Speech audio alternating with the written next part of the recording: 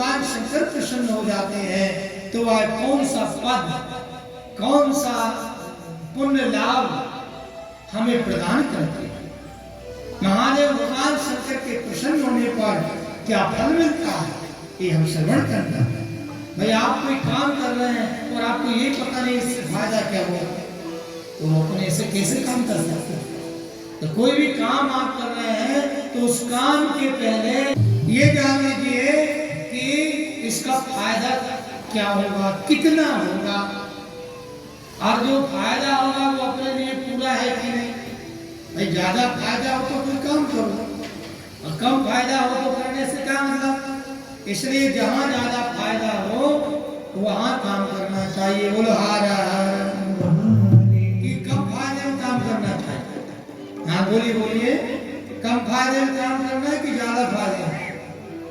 आप तो सब समझदार, बोलते नहीं, बस हर हर, जो नहीं बोले वो ज्यादा समझदार।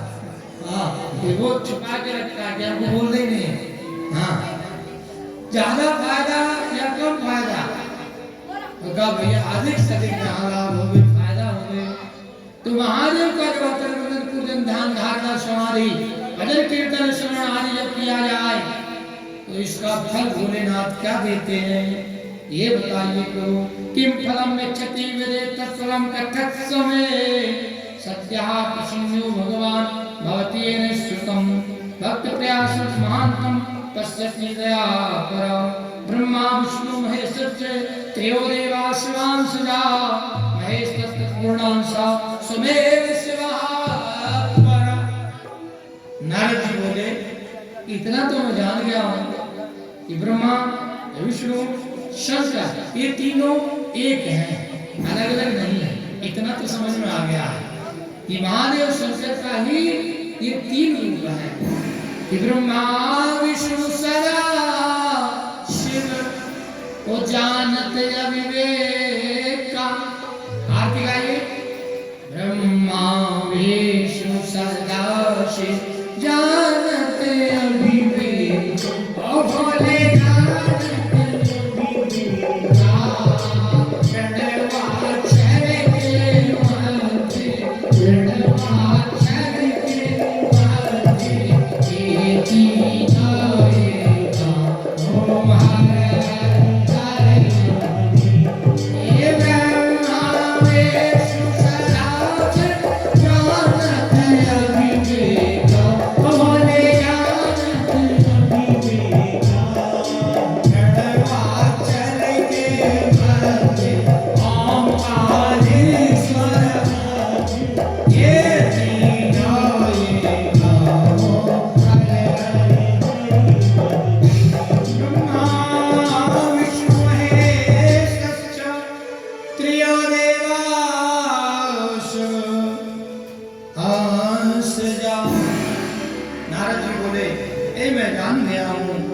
ओंकार के बीच ओम ओंकारेश्वर मते ये तीनों एक का।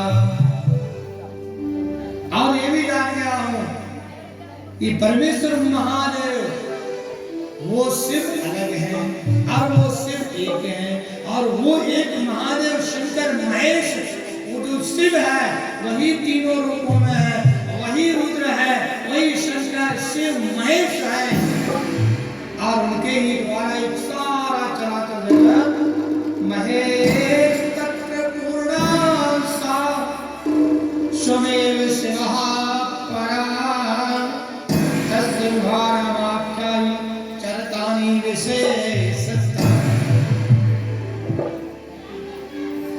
एक ने अनेक रूप धारण किए हुए हैं।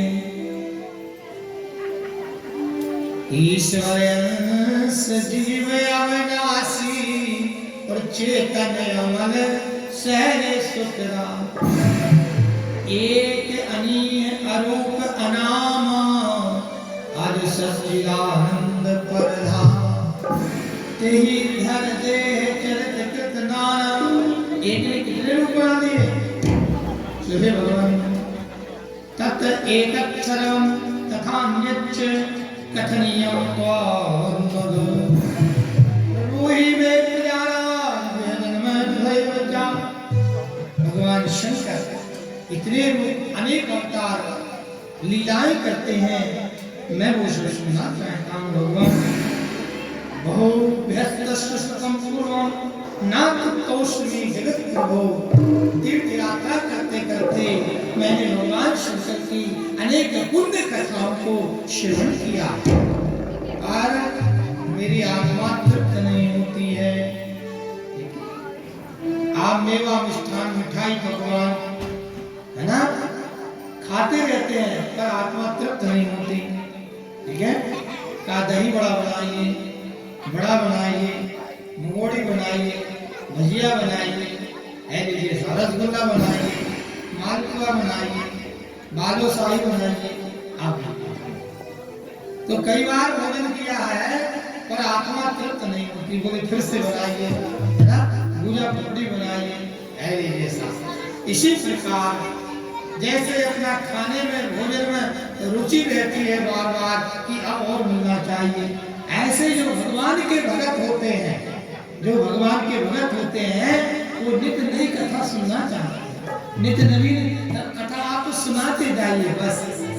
तो जितने भी भगत हैं, ब्रह्मा विष्णु इंद्र वरुण कुबेर आदि ऋषि मुनि सप्तऋषि महात्मा सज्जन सत्पुरुष और भक्तगण, जैसे भोजन से कभी हमारी अरुचि नहीं होती है, इसी प्रकार भक्तों की भगवान की कथा से कभी अरुचि नहीं होती और रुचि बढ़ती ही जाती है। नहीं कथा और होना चाहिए, नहीं भजन और होना चाहिए।